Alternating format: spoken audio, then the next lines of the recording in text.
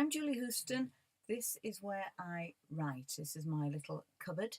I used to have a fabulous, fabulous writing room, but then my husband decided to work from home and ran off with my writing room. So basically, I'm stuck in this little cupboard.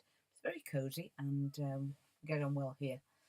So I'm Julie Houston. I write romantic comedies, which I hope make people laugh, but I also hope there's a bit of a twist in the tail in most of them, something to make people think. I've just written my sixth novel, Holly Close Farm, and that will be released in February 2019. But very excited about A Village Affair. Now, A Village Affair is my first with Aria Publishing, and that will be available November 6th, 2018. So just a couple of months to go. So I write romantic comedies. I've written four previously, and all of them are set in mythical Westonbury. Many of the characters, while the books are not in a series as such, and they are perfectly able to be read as standalone, then there is a bit of a theme, and a couple of the characters do turn up in all of the books. I don't seem to be able to control them, and they just put in appearance. So there's Grace, there's Harriet, and there's the rather glorious David Henderson. So they do make much more appearance in the first two novels, but certainly they are in Village Affair. David Henderson particularly, as he is chair of governors of the village school. So let's talk a little bit about Cassie. Cassie has always wanted normality, but she is brought up by Paula, a single mother, bit of a hippie, in fact, quite a lot of a hippie. And all that Cassie wants is normality. She wants the mortgage. She wants a steady job as a teacher. She wants to marry Mr. Right. She wants 2.4 kids, and she wants a semi-detached.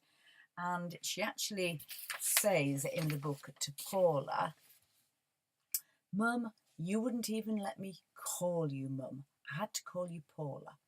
I had yoga, vegetarianism, veganism, transcendental meditation, yin, yang, Greenham Common, Save the Whale, Led Zepp, and Leonard Bloody Cohen. Each time you discovered something new, I had to be part of it too. I wanted pot noodles, Angel Delight, a week in Mallorca, Wham, and the A-Team." So that is what Cassie wants, and so she thinks she has the perfect life. She has the perfect husband, Mark, who she's been married to for almost 20 years. She has Freya, who is 17. She has Tom, who is, Freya is 14 and Tom is 17. And she thinks she has a perfect life, particularly when she gets the deputy headship of the little village school, Little Acorns. Now, the book did start out as Not in My Backyard. My agent, the lovely Anne from KHLA Literary Agency, thought Little Acorns would be better. But then Aria themselves came up with A Village Affair, which totally encompasses what the book is about. So I'm delighted about that. The story revolves around Little Acorns, where Cassie, I say, is the new head teacher. She starts off as deputy, but she becomes head teacher. And this after a great bombshell that's happened in her life. She doesn't think anything can ever be good again.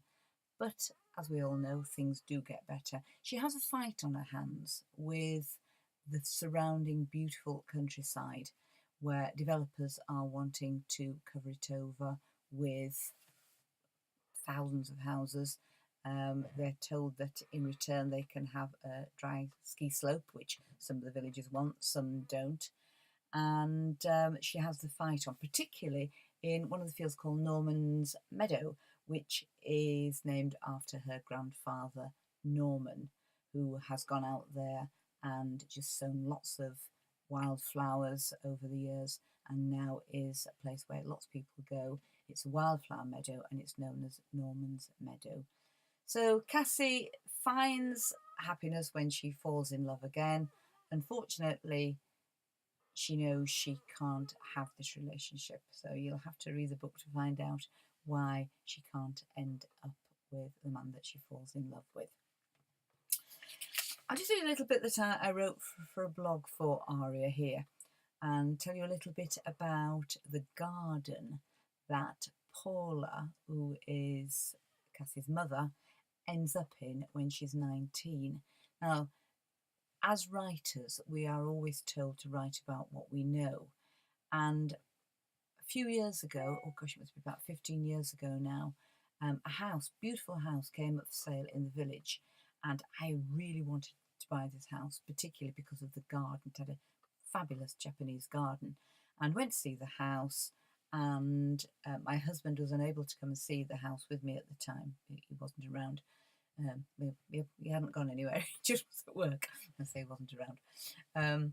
So there was a promise that we could go and see the house again the next couple of days, but somebody else came along and the house was sold. I never, at that stage, knew who the house had been sold to. I certainly found out later. But I remember telling a friend of mine about the house, and she very gleefully told me how she and a boyfriend had snuck in there once when the garden was really big. They'd snuck in there and had a quite an illicit picnic. And I have used that little story to tell the story of Paula. So I'll just do a little bit about it here.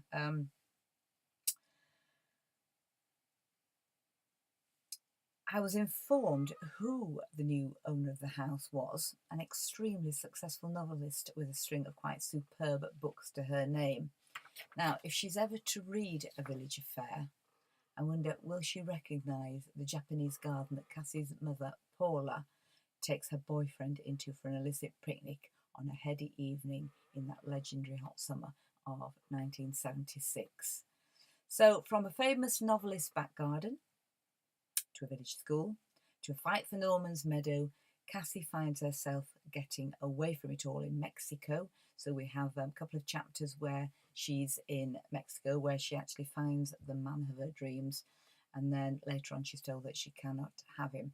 And again, I wrote about Mexico because I've spent two fabulous winters there, actually February, when I've escaped the winter of England and gone out to Mexico. Love the place so much. So that's why Mexico is a part of A Village Affair as well. So that's Village Affair, an everyday tale of country folk, but with a bit of a twist in the tale and an acknowledgement that fact can sometimes be as interesting as a fiction that it comes from. Thank you very much for listening for this. I do hope that you will buy A Village Affair. Maybe you'd like to read the other three that started the sort of series. So there is Goodness, Grace and Me. There it's followed by The One Saving Grace. There is Off-Piste Skiing. Can't remember the title.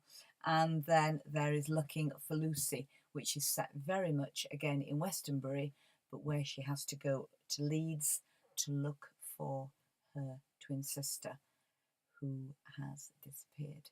Okay, so that's all from me, and I hope that makes sense, and I hope you buy my books. Thank you very much.